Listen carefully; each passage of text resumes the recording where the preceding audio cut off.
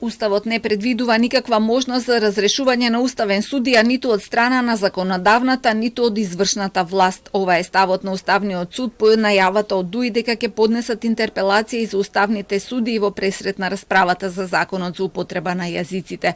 Укажуваа дека институтот интерпелација предвиден во членот 72 од Уставот во никој случај не се однесува и не може да се примени за уставните судии. Во спротивно се губи смислата на постоењето на овој суд и се прави тешка повреда на Уставот со упад во четвртата, така наречена уставно-судска власт, во самостојноста и во независноста на Уставниот суд.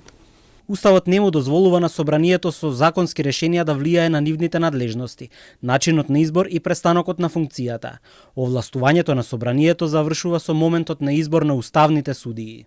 Најавата од ДУИ следи по изгласаните интерпелации на членовите на Судскиот совет за вчера.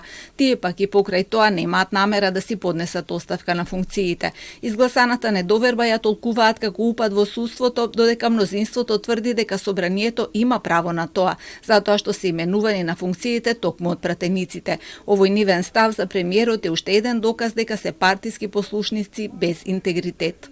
Останаа да бидат партиски измеќари и кои што ценат дека кога ќе облечат токата наместо да заборават на партиските привилегии и оние кои што ги предложиле таму, тие се уште се верни слуги на истите кои што на времето бидејќи такви се законите и процедурите ги предложиле да бидат таму каде што се. Американската амбасадорка беше воздржана во коментарот за последните случувања. I don't. We're watching very closely the procedures in Parliament and as well as their statements. And as with any of these cases, what is critically important is that the law is followed, and it is followed in a way that is clear and transparent to all of those observing it.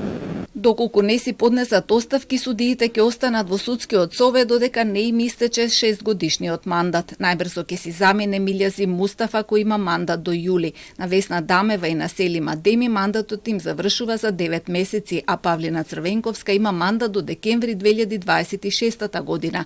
Најдолго ќе остане Тања Чачарова Илиевска, чиј мандат истекува во декември 2027 година.